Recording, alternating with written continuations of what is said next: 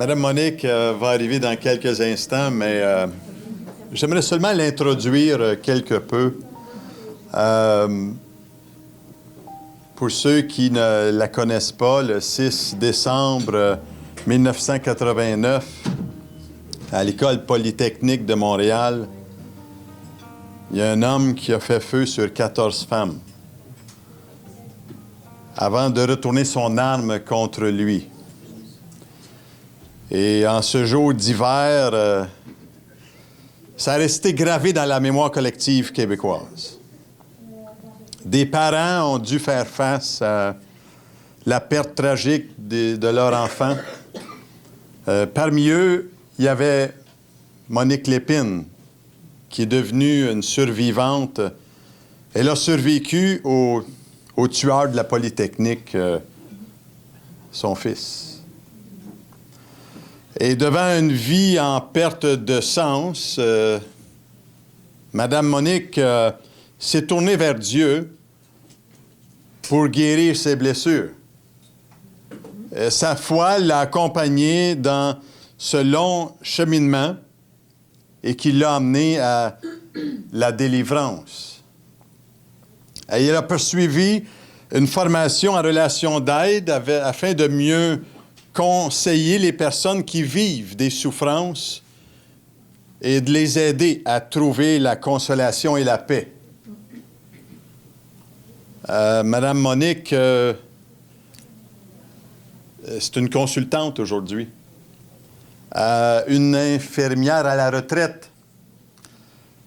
Elle a surtout œuvré dans la gestion administrative dans le domaine de la santé. Et elle détient une maîtrise en éducation des adultes. Et pendant plus de 17 ans, ce sont les promesses de Dieu qui ont été sa seule consolation. C'est dans le silence et dans les pleurs qu'elle a finalement reçu la guérison de ses blessures émotionnelles. Et aujourd'hui, elle est avec nous. Elle met à la disposition des gens ses dons, ses talents, son témoignage percutant, unique. Si vous êtes là, soyez bien attentifs. J'aimerais seulement vous dire que le Seigneur va parler à travers cette dame aujourd'hui. Et vous allez recevoir quelque chose selon l'ouverture de votre cœur envers le Créateur du ciel et de la terre. Et aujourd'hui, elle vient nous témoigner, oui, de sa vie, mais aussi, elle a aussi écrit un livre, Renaître, qu'elle rend à notre disposition aujourd'hui. Et elle est conduite par un ami, Danny, qui vient de Capcha, et qui l'a conduit jusqu'ici. Et si vous vouliez peut-être une signature pour une dédicace de ce livre, si vous voulez discuter avec elle après la rencontre, elle sera disponible. Mais sans plus tarder, vous savez, on a vraiment cet honneur aujourd'hui de semer l'espoir dans la Matapédia. Et sans plus tarder, moi, j'invite Mme Monique à venir partager ce que vous avez à partager. Est-ce qu'on peut l'applaudir aujourd'hui?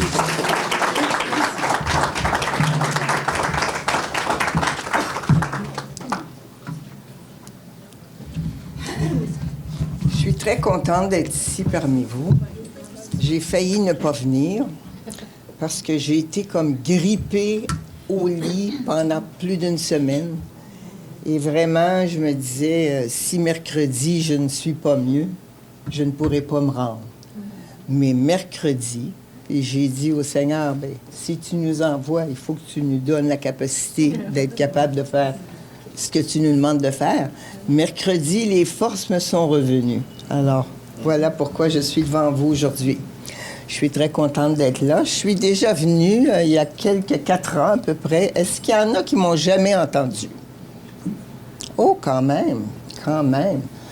Parce que là, des fois, j'ai l'impression que je me répète tout le temps. Hein? Mais comme il y a beaucoup de monde, je vais quand même élaborer un petit peu. Pasteur Denis vous a mentionné quelques traits de ça. C'est vrai que ça fait 30 ans. Ça fait 30 ans le 6 décembre dernier. Et vous savez, le gouvernement canadien a récupéré cette journée-là pour en faire la journée contre la violence faite aux femmes. C'est pour ça qu'à chaque année, on répète encore les mêmes choses. On va revenir encore dans le même drame. Pourquoi? Parce que c'est la journée contre la violence faite aux femmes. Mais par contre, du côté de ma famille, en tout cas de mon côté à moi, c'est toujours un retour à la douleur, aux émotions qu'on a vécues durant cette période-là. Et je peux vous dire que le soir du 6 décembre 89, moi, quand j'ai entendu la nouvelle, comme tout le monde à la télévision, qu'un tireur fou était entré à l'école polytechnique, avait abattu 14 jeunes filles, s'était enlevé la vie, j'ai été bouleversée et traumatisée comme n'importe quel Québécois qui entendait la nouvelle. Et je me rappelle très bien que j'étais déjà chrétienne à ce moment-là et que c'était un mercredi. Pourquoi? Parce que moi, le mercredi, j'allais toujours dans une réunion de prière. Et ce mercredi-là en particulier, quand je suis arrivée à la réunion de prière, j'ai demandé ce que l'on prie pour la maman de ce jeune garçon, sans savoir que je demandais la prière pour moi-même. Ce qui veut dire qu'on n'est pas seul au monde. Et il y a des choses qui se passent dans le monde céleste. On n'est pas conscient de ce qui se passe. Mais moi, je suis certaine que Dieu a permis que des anges soient là. Et il a permis aussi des circonstances pour qu'on puisse aller chercher la force nécessaire pour passer au travers de certaines situations. Nous, on ne sait pas que ça arrive, mais des choses arrivent comme ça. Et puis Dieu, lui, est au courant. Puis il sait qu'on va avoir besoin de force particulière pour passer au travers de certains événements dans la vie. Et c'est ce qui est arrivé. J'ai demandé la prière et le lendemain, quand je suis retournée au travail et que j'ai su que c'était moi, qu'on venait me chercher comme si j'étais une criminelle, finalement. Pourquoi? Parce que mon fils s'est enlevé la vie. Mais en s'enlevant la vie, il laissait l'odieux des conséquences de son geste à sa famille, à sa mère, à sa sœur et à la famille. Mais vous savez, si vous avez mis votre confiance en Dieu, et puis à ce moment précis, moi, quand j'ai su qu'il s'agissait de moi, je me suis dit, personne au monde ne pourra comprendre les émotions que je vis présentement. Et c'est à ce moment-là que j'avais décidé que seulement le Seigneur recevrait mes confidences. Parce que quand tu es dans le choc, parce que là, tu apprends que ton fils est mort, hein? Donc c'est une période de choc. Et en période de choc, ce qui se passe, c'est que dans notre cerveau humain se libèrent des hormones tranquillisantes qui font qu'on est présent. On sait ce qui se passe, mais c'est comme si on perdait une concentration de la mémoire. On perd une concentration générale. Donc, puis je pense que Dieu a permis ça parce que si on était très conscient de ce qui se passe, on pourrait mourir sur le champ. Alors, notre corps se protège comme ça parce qu'on a des hormones qui nous empêchent de réaliser pleinement ce qui se passe, même si on est conscient. Et vous savez, quand vous allez en criminel, c'est pas l'endroit que je recommande à personne. C'est très traumatisant pour un être humain d'aller en criminel, surtout quand tu n'as rien fait. C'est ton enfant qui a fait les choses. Hein? Alors, tu te trouves en criminel et puis on te bombarde de questions. On fait appel à ton intelligence, à ta mémoire, alors que, justement, tu n'en as pas. Tu as un manque de concentration. Vous savez, le raisonnement et les émotions, c'est deux routes parallèles. Ça ne se rejoint pas, ça, ces choses-là. Alors, c'est pour ça que quand quelqu'un est dans la peine, même si vous lui donnez les plus beaux discours au monde, les plus belles recommandations au monde, ça ne rentre pas. Pourquoi? Parce qu'il est dans son émotif. Et puis, quelqu'un qui est dans la peine n'a pas besoin de paroles. Il a besoin de bras compatissants autour de lui pour dire « Non, tu n'es pas seul au monde. » Finalement, tout le monde souffre, le saviez-vous? Tout le monde souffre. On a tous, en quelque part, des souffrances, qu'elles soient avouées ou non avouées, mais on a tous des souffrances à l'intérieur de nous. Certaines sont plus graves que d'autres, mais on ne connaît pas nécessairement le chemin qu'on va suivre. Et puis ça, c'est dit dans Ecclésiaste 7,14. Si vous êtes heureux, réjouissez-vous. Mais si vous êtes malheureux, réfléchissez. Dieu a fait l'un comme l'autre pour qu'on ne sache pas qu'est-ce qui va se passer demain. Dieu ne veut pas qu'on sache la route à l'avance. C'est au moment précis où les choses se passent que là, la grâce de Dieu vient pour qu'on puisse passer au travers. Dès le premier instant, quand je suis revenue chez moi et que je me suis étendue sur le lit, m'est venu ce verset que j'avais déjà mémorisé et qui m'a soutenue pendant toute la période de 17 ans de silence et même aujourd'hui encore. Et ça se trouve dans 1 Corinthiens 10, 13. Et j'aime à le citer. Pourquoi? Parce qu'il nous montre exactement que dans la souffrance, on n'est jamais seul. Dieu est toujours avec nous. Et ça dit aucune tentation, mais il faut savoir que le mot tentation ou le mot épreuve, c'est la même signification en grec. Donc, moi, je dis le verset avec les deux, parce que je trouve que tentation, ça fait connotation de péché. Tandis qu'épreuve, c'est ce que l'on vit tous les jours. Aucune tentation ou épreuve ne nous est survenue qui n'ait été humaine. Dieu qui est fidèle ne permettra pas que nous soyons tentés ou éprouvés au-delà de nos forces. Mais avec la tentation ou l'épreuve, il nous donnera le moyen d'en sortir pour que nous puissions la supporter.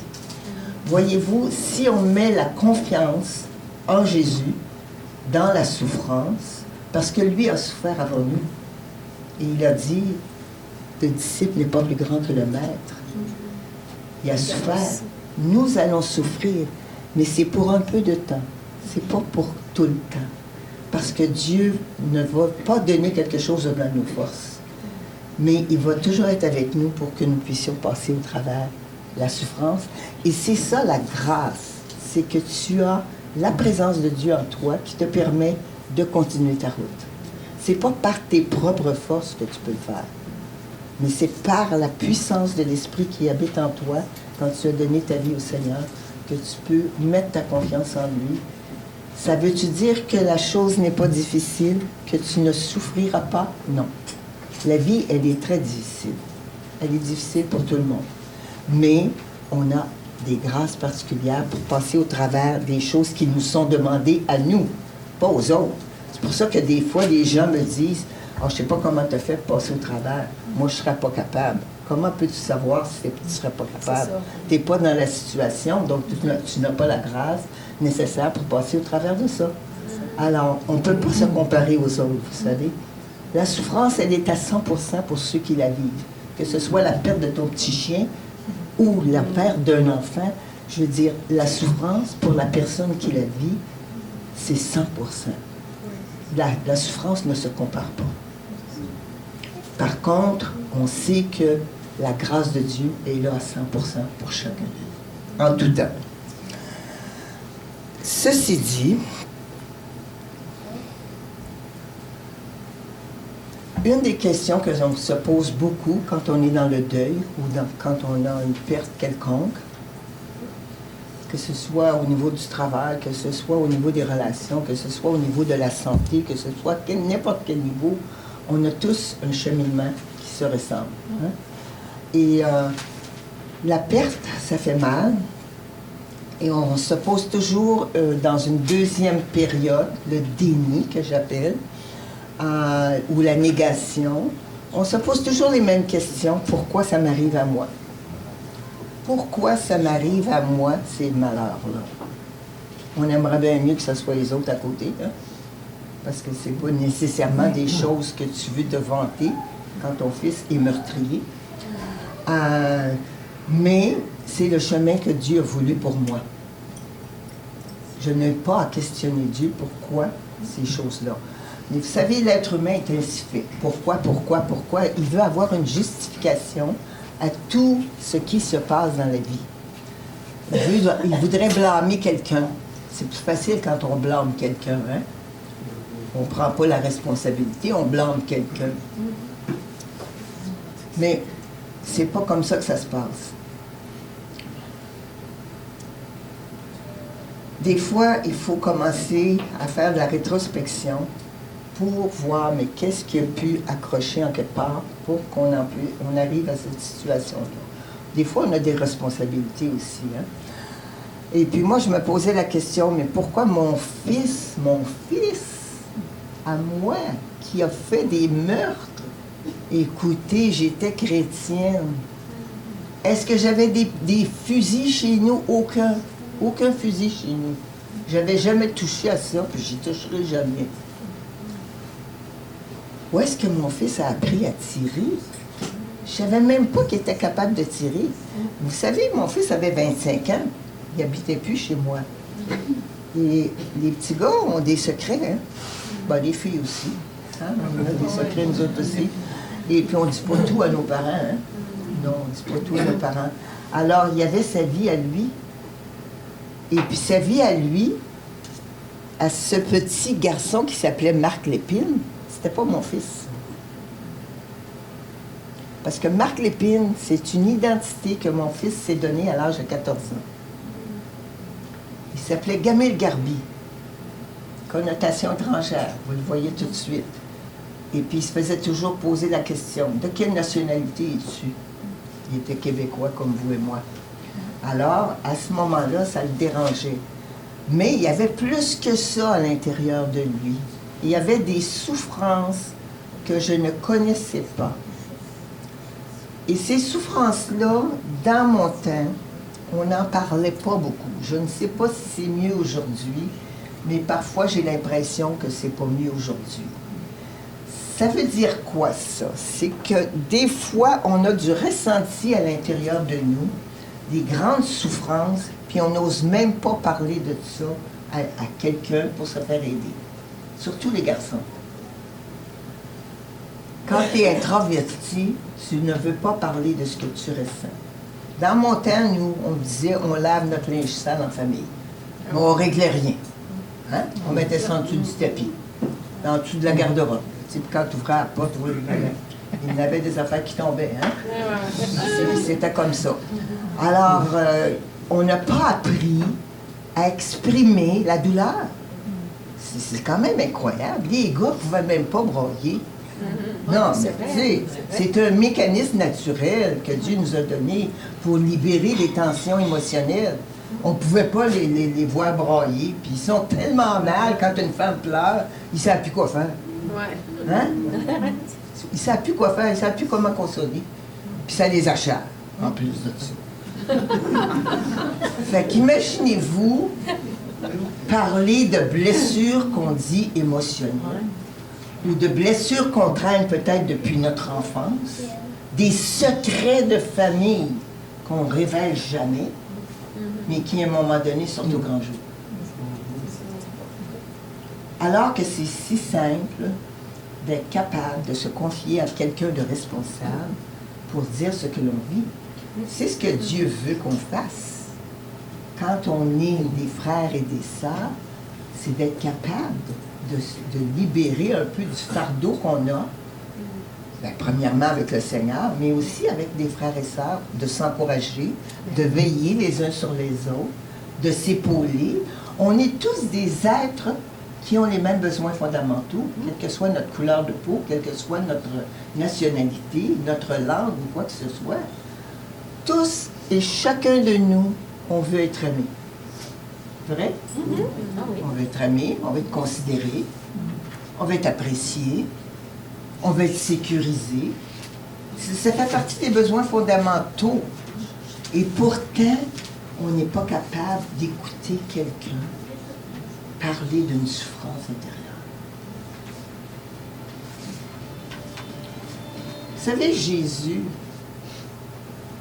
ou Dieu, parce que Dieu est quand même un être, 3 personnes, le rôle de chacun, du Père, du Fils ou du Saint-Esprit, c'est toujours un rôle relationnel. Dieu est toujours en relation, puis des relations d'amour. Je ne parle pas de relations toxiques, là, de relations d'amour. Puis il nous a laissé 2 commandements. Aime ton Dieu, aime ton prochain comme toi-même. Qui ici pourrait dire qui aime qui il est, qui est content d'être dans sa peau? La majorité des gens ne s'aiment pas. La majorité des gens n'aiment pas qui ils sont. Ils voudraient devenir quelqu'un d'autre. Et pourtant, malheureusement, tu vas être obligé de vivre avec ce que tu as, avec ton enveloppe, jusqu'à la fin de ta vie. Hein? Alors ça, on ne le choisit pas. Hein? On l'a reçu. Mais Dieu veut qu'on apprécie qui on est. Puis on est différents les uns des autres. Pourquoi? Parce que chacun, on a quelque chose à apporter à l'autre et on a quelque chose à recevoir de l'autre. La relation, c'est ce qui est le plus important. Pourtant, quand tu regardes ou que tu écoutes les gens ou les émissions qui passent à la télévision, n'importe où, ce qui est important, la performance, l'argent, la grosse maison, ma voiture, gagner 1 million, hein? Combien d'êtres qui vont penser qu'ils vont gagner 1 million puis ça va changer leur vie. Mais malheureusement, il y a des gens qui ont gagné des millions puis qu'un an après, ils n'avaient plus une scène. Comme quoi que c'est pas ça qui rend heureux, hein? Le contentement, c'est une paix à l'intérieur de toi. D'être qui tu es. Est-ce qu'on est parfait? Personne n'est parfait. Personne. Alors, mon fils, moi, quand j'ai commencé à regarder, mais qu'est-ce qui clochait avec lui, là? Pourquoi qu'il a fait ça, là, tu sais? Puis là, j'ai commencé à avoir des hypothèses. J'ai pas de preuves, parce qu'il est mort. Puis il est mort avec ses secrets. Mais j'ai des hypothèses. Puis les hypothèses qui me sont venues, premièrement, est-ce qu'il aurait été atteint d'une psychose? Parce que vous savez, un jeune homme, 25 ans, ça arrive très souvent, un débalancement chimique, une psychose, et puis il va commettre des meurtres, puis il ne s'en rappelle même pas le lendemain. J'en ai vu beaucoup en prison. Mais vous savez que la psychose, ça fait partie de la santé mentale, et que ça prend des diagnostics médicaux pour dire qu'une personne est atteinte de santé mentale. Alors, mon fils n'a jamais été diagnostiqué, donc je n'ai pas de preuves, mais il y a peut-être des choses qui me laissent entendre dans son comportement qu'il y avait quelque chose qui clochait. La deuxième chose, et celle-là, je me suis attardée pendant les 17 années où j'étais en silence, parce que c'était très important. C'était ce que j'appelle les blessures du cœur ou les blessures émotionnelles. Je me suis demandé, quand j'ai été séparée de mon mari, mon fils avait 5 ans et ma fille en avait 3. Et vous savez, on vivait quand même d'une façon assez bourgeoise, assez agréable. On avait une grosse maison. Mais la journée où j'ai décidé de laisser un mari qui était violent, pour la protection de mes enfants et la mienne, le mari a décidé de nous mettre dans la rue. C'était sa façon de réagir, parce qu'on a tous une façon de réagir. Hein? Lui a décidé de nous mettre dans la rue. Mais moi, j'étais à la maison à ce moment-là. Et j'avais un diplôme d'infirmière. Et là, du jour au lendemain, j'ai eu un scellé sur la porte. Ils sont venus enlever tous les meubles de la maison, puis ils ont mis un scellé sur la porte. Je ne pouvais plus rentrer dans la maison. Pourquoi? Parce que mon mari, qui avait investi de l'argent dans cette grosse maison, a décidé de prendre une deuxième hypothèque, aller retirer tout l'argent qu'il avait mis comme mise de fonds et de partir avec ça. Mais nous, il nous a laissés dans la rue. Et c'est ce qu'il m'avait dit verbalement, je vais te mettre dans la rue. Mais en me mettant moi dans la rue, il a mis 2 enfants aussi dans la rue. Alors, à ce moment-là, j'ai dû me retourner assez rapidement. Heureusement qu'il y a toujours des gens autour de toi, des amis. Dieu te met dans la faveur de certaines personnes, même dans les grands malheurs. Alors, cette fois-là, j'ai eu un petit appartement, mais un minus, là, hein? Et puis, j'ai dû retourner travailler. Mais est-ce que tu amènes 2 enfants en bas âge à la salle d'opération où je travaillais à l'époque? Non, tu peux pas. À l'époque, on n'avait pas les garderies à 5 puis à 7 ou je sais pas quoi, là.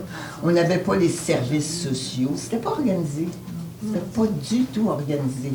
Donc, la mère, puis on pouvait même pas avoir des recours en tant que femme pour que la pension alimentaire soit payée. C'était pas encore dans les lois. Voyez-vous, c'est venu beaucoup plus tard, ça, que la femme pouvait recevoir quand même une protection financière. Donc, j'ai été mis dans la rue avec rien. J'ai dû recommencer à 0. Mais moi, je me disais, tant que tu as ton intelligence et que tu as encore ta santé, tu peux recommencer. C'était ma façon de voir les choses. Mais j'ai dû travailler très, très, très fort pour être capable de tout payer, parce que tout se paye hein, dans la vie. Et puis, je devais payer mes gardiennes, et puis, comme ça. Mais, vous savez, quand je travaillais, puis que là, j'étais seule comme un soutien de famille, bien, ça veut dire que j'ai dû me séparer de mes enfants. Pourquoi? Parce qu'il a fallu que j'aille étudier pour avoir plus d'éducation, pour avoir un meilleur salaire, pour avoir un meilleur emploi. C'est un cercle vicieux. Hein? Alors, c'est ce que j'ai fait, mais c'est ce que je pensais le mieux à faire dans le moment où j'ai pris mes décisions. On ne peut pas dire j'ai pris les mauvaises décisions ou je ferais ça différemment. On les fait au moment où on est dans la situation, puis on le fait au meilleur de notre connaissance. Hein? C'est ça. Fait que c'est comme ça que j'ai fait ça.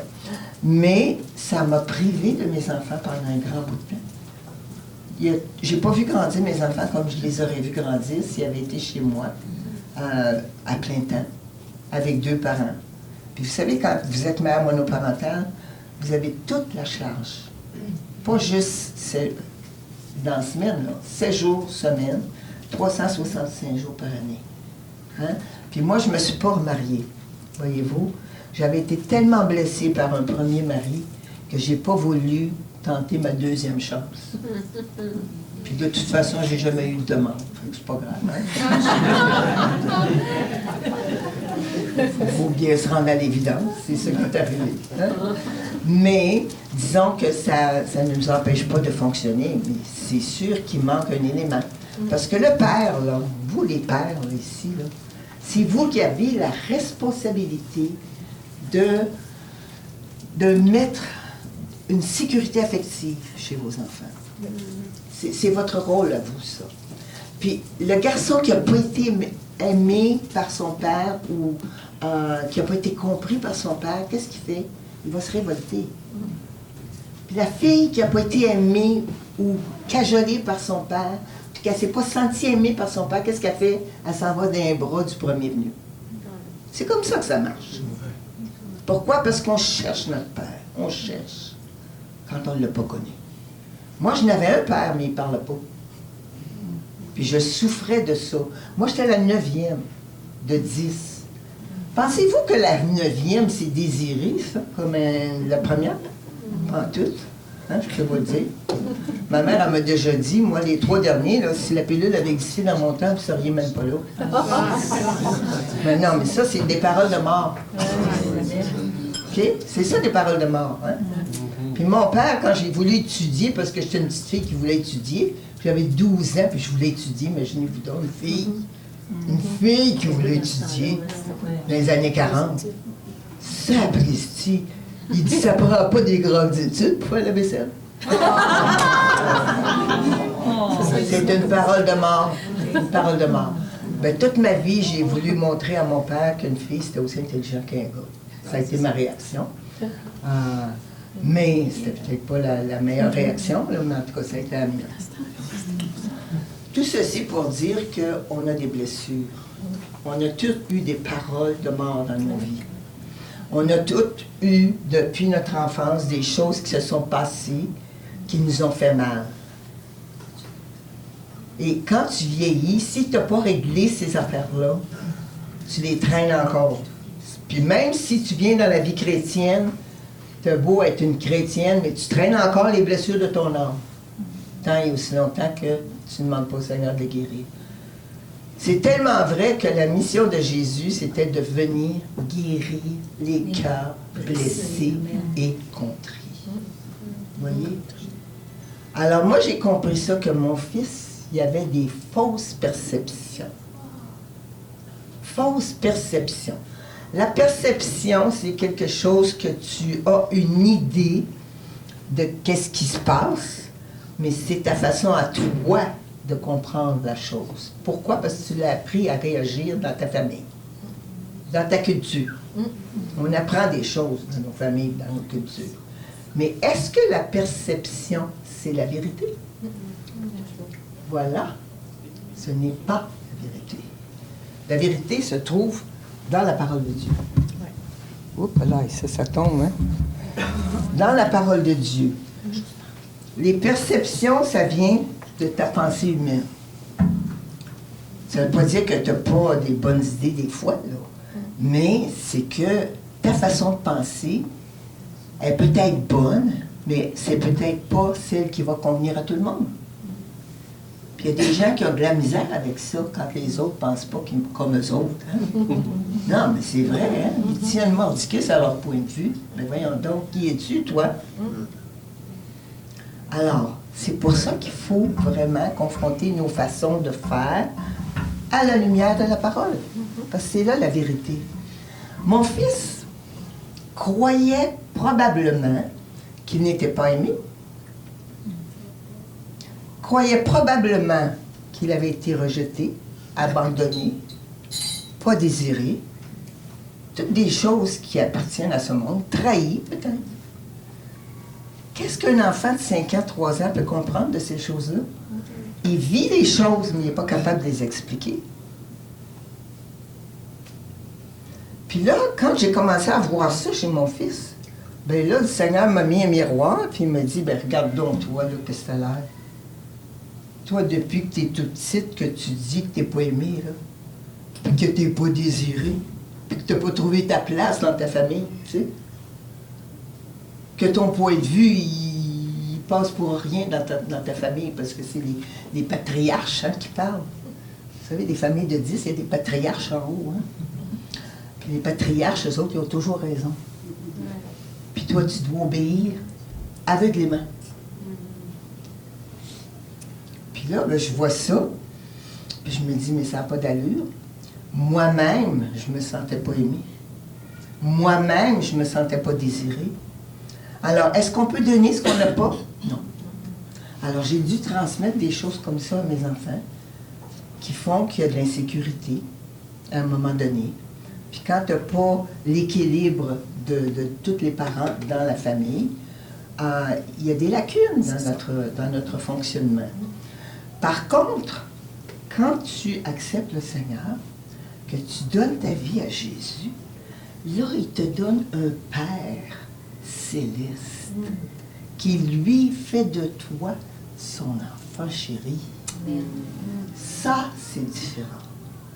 Et là, quand tu comprends l'amour du Père, la relation qui existait entre Jésus et son Père, puis que tu dis, hein, il me donne cet amour-là à moi aussi. Le même amour qu'il a donné à son fils, il vient en moi, puis il me donne cet amour-là. Ça change un peu la donne. C'est ça. Et c'est là où tu commences à comprendre qu'on a tous besoin d'un Père céleste. Qui va revenir, puis que Jésus est venu pour guérir nos blessures. Il est mort pour justement prendre toutes nos fautes, nos péchés à la croix et nous réconcilier avec notre Père céleste. Mais mes amis, ça a été une découverte pour moi. Puis quand j'ai découvert ça, j'ai plus jamais voulu laisser de côté mon Père céleste. Ça s'est passé il y a 40 ans. Puis j'ai encore aussi soif de cet amour-là, parce que c'est une source intarissable. Et c'est ça qui nous transforme et qui fait que finalement, la vie vaut la peine d'être vécue. Pourquoi? Parce que tu vois que oui, tu as souffert, mais que tu n'étais pas seul, puis qu'aujourd'hui, tes souffrances ont un but. Parce que moi, j'ai découvert à un moment donné que le but de ma vie, probablement, était d'aider d'autres personnes qui, comme moi, souffraient en silence. Et comment c'est venu? Bien, je vais finir avant ma petite histoire de pensée négative. Là. Quand tu as des mauvaises perceptions, c'est des pensées négatives. Ça le dit, hein? Négatif. Ces pensées négatives-là peuvent te mettre une vie épouvantable. Tu peux être déprimé toute ta vie à cause de ces pensées-là, si tu crois tes propres pensées. Tu sais. C'est pour ça qu'il faut demander un renouvellement d'intelligence. C'est ça que le Seigneur fait en nous. Il renouvelle nos pensées, comme ça dit dans Philippiens, comme ça dit. Alors, il renouvelle nos pensées, mais il veut qu'on obéisse à ce qu'il nous demande de faire. Pas à ce que l'autre fait ou ce que l'autre fait, là. On n'est pas des gens pour imiter les autres. Ce n'est pas notre rôle. Notre rôle, c'est d'être qui je suis, avec les dons que j'ai reçus, et pour les mettre au service des autres. Alors, tout ça, ça a été quelque chose que j'ai travaillé longtemps pendant les 17 ans de silence. J'ai commencé à lire tout dans la parole. J'ai pris la concordance, puis j'ai commencé à regarder tous les versets qui parlaient de la culpabilité, qui parlaient de la honte, qui parlaient de la colère, qui parlaient de la peur. Je les ai toutes lues, puis là, j'ai fait ce que j'appelle le ménage émotionnel. Voir qu'est-ce qui vraiment m'appartient, parce que si j'écoutais ce qui se disait sur les médias, là, j'étais la pire mère au monde. Il y en a même une qui a osé dire quelle sorte de mère ça prend pour mettre au monde un monstre. Puis ça a été écrit en noir sur blanc. Est-ce que je vais croire ça, moi, cette affaire-là? Non. Parce que le Seigneur me dit que je n'ai pas à croire ces idioties-là. Que moi, j'ai de la valeur à ses yeux. Et puis, je préfère écouter Dieu qu'écouter les sottises du monde. Donc, il faut faire un ménage émotionnel. Puis, il ne faut pas croire tout ce qu'on a dit. Puis, si on te dit des choses qui te déplaisent, ben va voir dans la parole de Dieu si c'est vrai ou si c'est pas vrai. Donc, les pensées négatives peuvent t'amener très loin. Mais le Seigneur, il a un don. Il prend le négatif, puis il en fait du positif. C'est bon, hein? C'est ça le rôle du Seigneur. Il y a une troisième hypothèse que j'ai, là, que celle-là, elle m'a chicoté longtemps. Ça a un gros mot qui s'appelle amertume. Quelque chose qui est amer, c'est pas bien bon, hein? L'amertume, ça vient comment dans ta vie? Quelqu'un te déçoit par une parole ou par une action. Ou quelqu'un, tu vas être frustré parce que ce qu'on t'a fait, là, tu dis c'est injuste. Tu sais. Et puis là, t'en veux, tu commences à en vouloir. À partir du moment où tu as ça dans ton cœur, si tu nourris ton amertume, qu'est-ce qui va se passer? Ça va aller comme ça. L'amertume, tu vas la nourrir, tu vas avoir le goût de te venger. Tu vas avoir raison. Tu vas te venger. Après ça, tu vas commencer à élever la voix. Tu vas avoir des paroles négatives. Tu vas peut-être critiquer. Puis c'est tellement vrai que Jésus nous a donné toutes sortes d'exemples. Enlève la poudre dans ton œil avant d'enlever la paille dans l'œil du voisin. C'est ça que ça veut dire, hein? Ah, regarde-toi donc. T'es-tu, toi, sainte, je sais pas qui, là? Hein? Qui es-tu? Qui est parfait ici, là? Qui a toute la vérité ici? Personne, personne. Fait que pourquoi qu'on va croire quelqu'un d'autre et qu'on va s'imaginer être le nombril du monde? Hein? Il y a beaucoup de gens qui pensent qu'ils sont le nombril du monde. Mais ça, il faut quand même examiner, voir si le vécu va avec les paroles. Alors, ces fameux cris-là, la parole dans Marc 7, si vous lisez ça, quand les pharisiens, vous savez que les pharisiens, c'était des moyens hypocrites, hein? Ils demandaient des choses à Jésus juste pour le mettre en boîte, là. Alors, les pharisiens, pourquoi tes disciples, toi, là, ils se lavent pas les mains avant de manger? Là? Bon, Jésus, il dit, ben écoute, c'est pas ce qui rentre dans le corps qui est mauvais, c'est ce qui sort de l'homme qui est mauvais. Puis là, je vous épargne la kyrielle de choses qui peuvent sortir de notre cœur. C'est incroyable. Lisez Marc 7, vous allez voir. Alors là, c'est ça que ça dit. Et puis, ce qui sort, quand tu commences à garder de l'amertume puis la nourrir, tu peux avoir des paroles qui ne sont pas des paroles de vie, des paroles de mort, mais tu as aussi de la haine qui s'installe là-dedans. La haine est là. Puis la haine, ça dit que ça peut te conduire au meurtre. Moi, j'ai entendu dire que les dernières paroles de mon fils, c'était « Je hais les féministes ». C'est ça que mon fils a dit comme dernière parole. C'est pas les paroles de Jésus à la croix. Hein? Alors, je me suis dit, mais mon Dieu, sa haine, c'est qu'il y avait beaucoup d'amertume dans son cœur. Parce que la bouche parle de l'abondance du cœur. Hein? Alors, quand j'ai entendu ça, j'ai dit, est-ce que sa haine était dirigée contre moi? Parce que c'était quoi une féministe pour mon fils? j'ai jamais parlé de ça avec lui. Mais là, je me suis posé des questions. C'était quoi une féministe pour lui?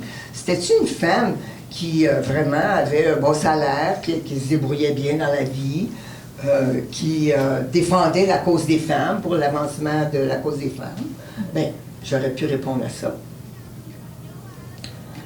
Alors là, je me posais la question, il n'aurait pas été capable de me tuer, moi, puis il s'en serait pris à d'autres. Ça, c'est toutes des choses qui mijotent dans notre tête. Hein? On cherche une réponse, mais finalement, j'en ai pas de réponse. Puis ça reste juste des pensées, mais ça reste quand même des pensées. Alors là, je me suis dit, ouais, est-ce que ces femmes-là, il y en aurait eu une qui aurait aimé, par exemple, dans les 14, puis qu'elle l'aurait repoussé, rejeté? Quand tu te sens rejeté, des fois, tu veux blesser les autres. Hein? Alors, je me suis posé ce genre de questions-là aussi. La police a dit que non. Mais en fait, la police, c'est pas la vérité non plus. Hein? Alors, moi, mon cœur de mère me dit que peut-être qu'il y en aimait une dans ça. Puis que la personne l'aurait rejeté. Mais j'ai su, parce qu'après 30 ans, les langues se délient. Et j'ai su, par des personnes, tout récemment, que mon fils aurait été abusé sexuellement par un grand frère que j'avais pris comme modèle dans une association qui venait pour prendre soin des jeunes et que le grand frère aurait abusé sexuellement de lui. Je ne savais pas ça, mais j'ai eu quand même vent de ça. Et si c'était tel était le cas, ça pourrait expliquer aussi beaucoup de ses blessures. Parce que quelqu'un qui a été abusé, puis il y en a énormément, je pourrais pas le dire, il paraît qu'il y a au moins une femme sur 5 qui a été abusée dans sa vie, tu sais. Mais il n'y a pas juste l'abus sexuel. Hein? Vous avez l'abus émotionnel, vous avez l'abus spirituel. Hein? Ça peut exister, ces choses-là. Hein? Tout ce qui est fait sans amour est fait vraiment et véritablement par un autre être humain, sur un être humain, puis ça peut amener des dégâts dans la vie d'une personne. Heureusement que Jésus est venu pour nous guérir. Mais il faut avoir le courage de mettre notre confiance en lui. Et ça, c'est des décisions qu'on doit prendre. Un jour, j'étais à l'église, c'était en 2001, ça. Et ce matin-là, moi, j'ai passé par toutes ces émotions-là. Hein? Toutes les émotions. Ben, je pourrais en parler tout de suite, tiens, avant d'expliquer qu'est-ce qui s'est passé en 2001. Les émotions, mettons la culpabilité. La culpabilité, en termes très simples, c'est le verbe faire.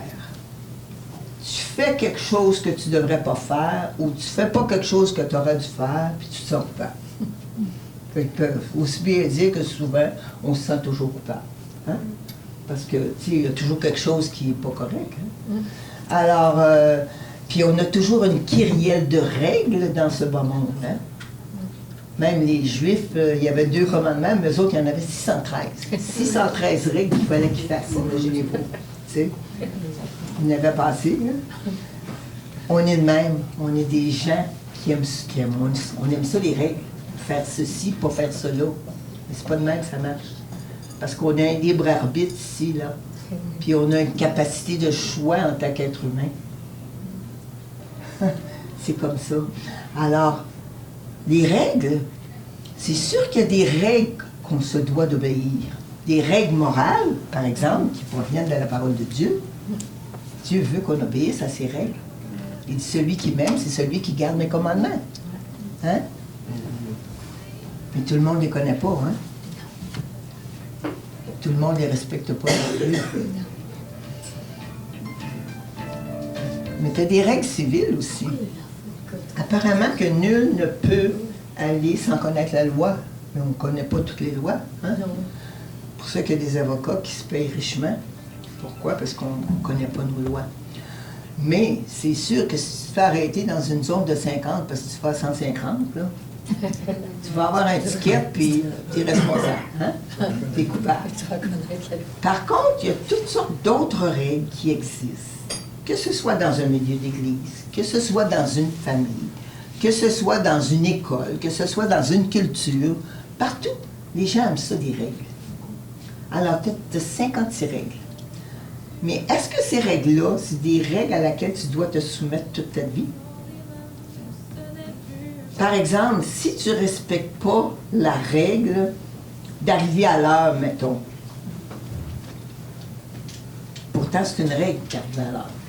Tu dois être ponctuel. C'est marqué en grosses lettres, là. Ponctualité. Mais toi, tu es en retard. Est-ce que c'est dramatique? Est-ce que ça va affecter la vie des autres ou ta propre vie? Non. Non, pas grave. Il peut y avoir 56 raisons pour lesquelles tu n'arrives pas à l'heure ce matin-là, à commencer par le trafic.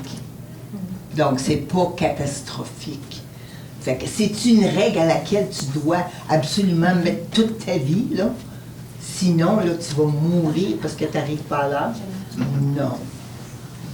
Mais il y a des gens qui sont très, très, très près des règles comme ça. Moi, je vais vous dire, j'en ai une là, que ma mère avait mis dans ma famille. Je ne pouvais pas aller jouer dehors si j'avais pas fait mon lit, tu sais. Et puis, c'est fort, les règles de famille, là, hein? Ma mère, ça fait au moins 30 ans qu'elle est morte.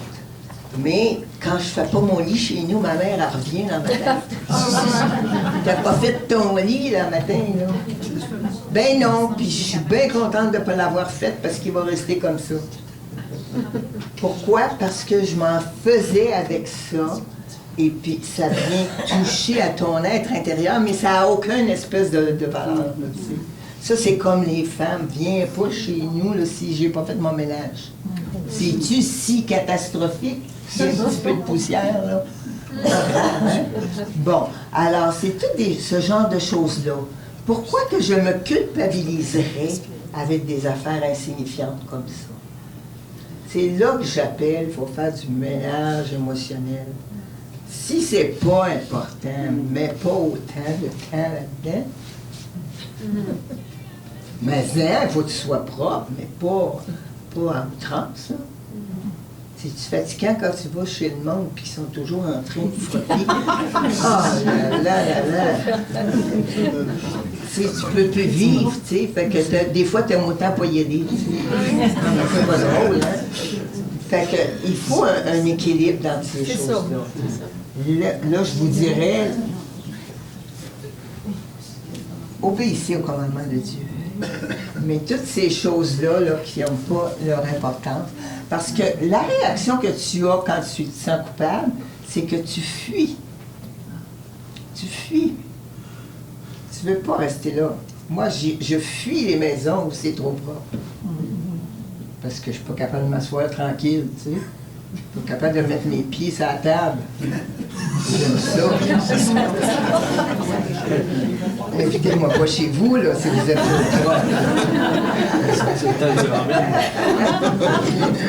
Je pense que vous avez compris le principe. Hein? Faire, le verbe faire. Je fais, puis Paul le disait, je fais des choses que je ne veux pas faire, je ne fais pas des choses que je voudrais faire. Fait que laissons-nous guider par la vraie culpabilité. Okay? La vraie culpabilité, c'est quand je pêche volontairement contre Dieu, contre ses commandements. Il y a la honte aussi qui vient. La honte, c'est le verbe être. La honte, c'est mon identité, mon estime de moi-même. Des fois, je fais ça, des tests avec des femmes. Qui, ici, trouve qu'il y a une grande valeur? Tu sais, le psaume 139, là. Beaucoup de femmes qui ont de la misère avec ce petit verset-là. Parce qu'on ne trouve pas notre valeur. Pourtant, on a tous une valeur. Tous, on a une valeur. Si Dieu ne nous aurait pas créés, s'il n'avait pas voulu de nous. C'est bon, hein? Amen. Absolument. Il voulait qu'on soit là. Puis il voulait qu'on se réunisse aujourd'hui. Oui. Alors, ça, là, c'est très important de le comprendre. On n'est pas le fruit du hasard. On n'est pas né dans une famille aujourd'hui, dans ce siècle présent, pour rien. Ça a été prévu et voulu de Dieu. Même notre grandeur, des fois, j'aurais aimé ça qu'ils me mettent un petit peu plus haute, là. Mais c'est pas le cas, tu sais. Parce qu'on voudrait toujours un petit peu plus, un petit peu moins, hein? Un petit peu moins. Ben, c'est pas de même que ça marche, hein? Dieu nous aime tel qu'il nous a créés. C'est ça. Puis c'est beau quand on regarde les fleurs ou les arbres. On voit la multitude. Puis c'est ça qui est la beauté. Hein? Alors, imaginez-vous que vous êtes ce beau point, ce beau diamant dans la vision de Dieu. Là. Il nous voit aujourd'hui, puis il doit se dire, ah, ils sont beaux. Hein? Mais on n'est pas comme ça en tant qu'être humain. Des fois, on pense qu'on n'a pas de valeur. Parce qu'on a fait une erreur, on s'imagine qu'on n'est pas bon. Pourquoi? Parce qu'on s'est fait dire ça toute notre vie. T'es bon à rien. T'es bon à rien. Il y en a qui se disent ça. Ça, c'est des paroles de mort aussi. Hein? Et puis, malheureusement, la honte, c'est que ça peut te détruire, toi, en tant qu'individu. Il y a des gens qui n'arrivent jamais à penser qu'ils valent quelque chose aux yeux des autres. Ils sont toujours dans l'insécurité. C'est triste, ça. Dieu nous a créés avec de la valeur. Alors, qui allons-nous croire? Notre fausse perception que le miroir me projette? Miroir au miroir. Ou est-ce que je vais croire que Dieu m'aime tel que je suis? Tel que je suis. Mais il veut faire de moi un produit encore plus beau. Il prend la matière brute et il va faire un produit encore plus beau. Vraiment. Puis, si vous avez des problèmes avec votre identité ou avec votre estime de vous-même, lisez-le, le psaume 139, jusqu'à temps que vous compreniez. Parce que les psaumes vont parler de nos émotions. Hein? Et puis, il n'y a rien comme un être humain qu'un autre être humain. Et David, quand il a écrit ses psaumes, il n'était pas toujours dans un palais doré. Non. Il était souvent dans une caserne parce que Saül courait après puis il se poussait. Tu sais? Fait que, il faut aller voir justement où on en est et puis où Dieu veut nous amener aussi. Alors la honte, quand on a ce sentiment-là, on voudrait se cacher tout le temps. On ne veut pas se faire voir, on voudrait se mettre en dessous du tapis, là, tu sais. C'est ce que j'ai fait pendant 17 ans. Parce que le regard des autres, c'est souvent ça qui t'apporte aussi de la honte. Quand les gens là, te regardent à la télévision ou quoi que ce soit, là, puis il y a de la critique. Parce que, tu sais, il y a des gens qui se pensent supérieurs aux autres. Hein? Alors, ceux qui vont parler contre toi, c'est parce qu'ils se pensent supérieurs à toi. Mais ça, c'est de l'orgueil. C'est pas mieux, hein? Alors, il ne faut pas croire ça, toutes ces affaires-là qui se disent. Je les entends, moi je les entends, puis je les dépose au pied de la croix, puis je dis, Seigneur, ben là, c'est leur problème, c'est pas le mien. Hein? Fait que moi, tu veux que je continue à vivre? Parce que j'ai dû réaliser ça aussi à un moment donné.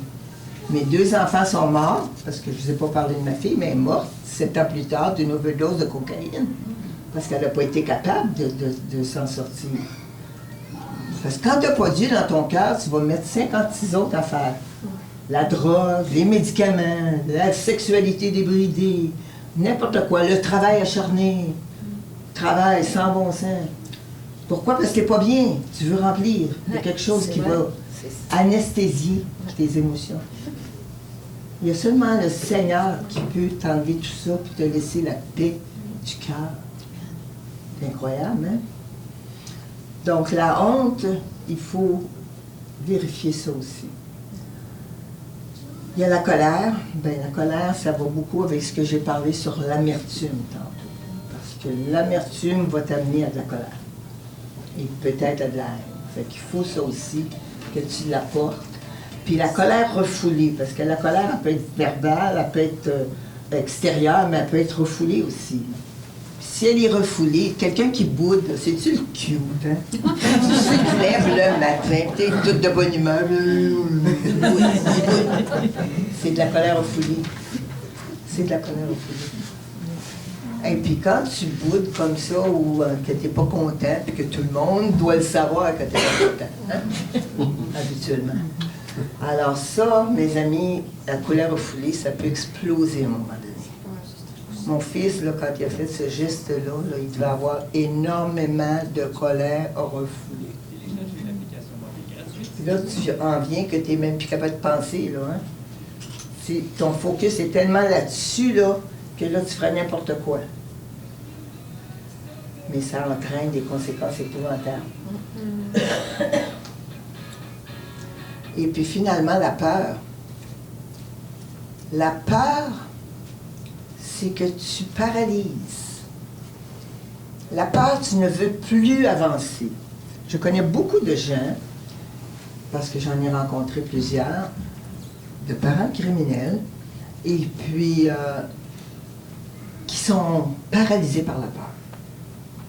À un point tel qu'ils ont arrêté de travailler, dans certains cas, et qui ne sont plus capables de voir le regard des autres. Parce que c'est quelque chose d'affronter le regard des autres quand tout le monde sait que tu es la mère d'un criminel. Hein? Mais Dieu te donne un courage. Parce que Dieu ne te laisse jamais dans la misère. C'est pas les sadiques, là. Hein? Dieu va te donner un issue à cette douleur-là. Alors, la peur, si tu arrêtes de vivre, moi, j'ai réalisé, moi, je suis encore en vie, là. J'ai encore la vie. Mes enfants sont morts, mais moi, je suis encore là. Est-ce que je vais passer toute ma vie dans ma chambre à pleurer et à rien faire? Puis vous savez qu'il y a des gens qui s'imaginent que tu ne peux plus sourire parce que ton fils a fait des gestes comme ça. Moi, j'ai vu ça, hein? Il me regardait comme si j'étais un extraterrestre parce que je riais. Imaginez-vous. Parce qu'il aurait voulu que je sois encore dans la peine. Ça fait 30 ans. On est étrange des fois, hein? On ne veut pas que les autres se réjouissent. On ne veut pas être guéri par Dieu, comme si Dieu était pour faire les choses à moitié. Dieu, quand il te redonne la guérison, il ne te donne pas quelque chose qui va te rendre amer ou déprimé, là. Ben non, il te guérit. Il veut te redonner une vie. Une vie, pas une survie, là, une vie. C'était ça mon premier livre, vivre. Deuxième, renaître. C'est beau, hein? Oui. Renaître, ça, c'est spirituel. C'est la guérison spirituelle. Et dans ce livre-là, ce que vous allez trouver, c'est un peu ce que j'explique.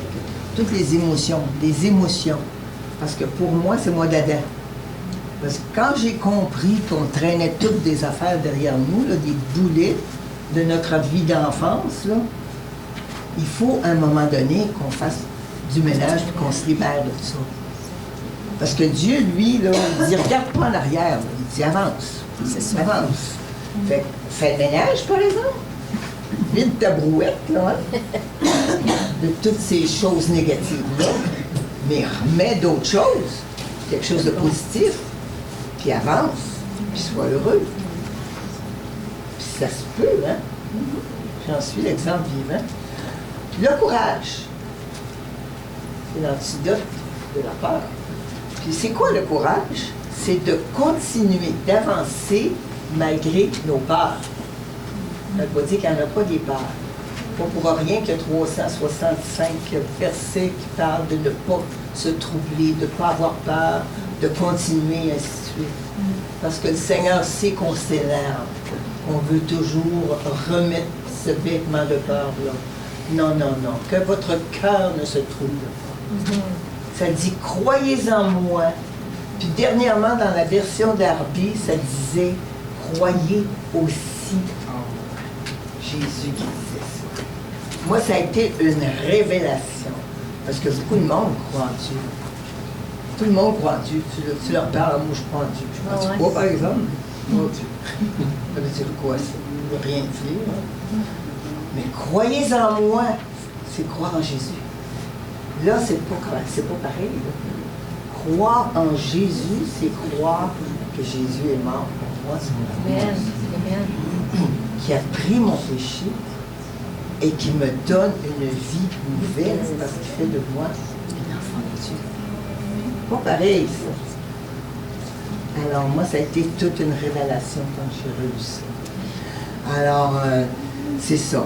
Qu'est-ce qui est arrivé en 2001? En 2001, j'étais encore déprimée.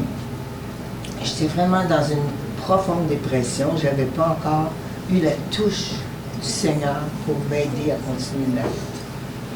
Et j'étais à l'église, parce qu'il y avait quand même, l'église c'était un point de repère dans ma vie. Et même si je m'assoyais là, puis je pleurais du début à la fin, c'était pas grave, les gens savaient qui j'étais, puis ils me laissaient pleurer. Fait que je pleurais, puis j'étais vraiment dans ma peine. Puis vous savez, quand on est dans notre peine comme ça, c'est facile de tomber en victimisation. Pourquoi? Parce que quand tu commences à focusser juste sur ta peine, tes blessures, ton petit moi, là, tu peux pas voir les autres autour. Parce que tu es trop centré sur toi. Et puis, j'étais comme ça, là, puis je pleurais, puis la grosse déprime. Et à un moment donné, je sentais mon âme sortir de mon corps. J'étais après mourir de chagrin. Mourir de chagrin. Puis quand c'est arrivé au niveau du cou, je me suis appuyée sur la femme qui était à mes côtés. J'ai dit, si je tombe, laissez-moi par terre. Je ne veux aucune réanimation cardio-respiratoire. Je ne voulais plus vivre. Je n'avais plus de goût à la vie. J'étais dans cet état-là. Mais vous savez, quand vous réalisez que par vos propres forces, vous ne pouvez plus rien faire, c'est là que le Seigneur se manifeste. Et Jésus est venu vers moi. Mon cœur s'est mis à battre à jamais. À un point tel que je pensais qu'il était pour sortir de mon corps tellement que ça battait. Et là, j'entends Jésus me dire, qui fait battre ton cœur?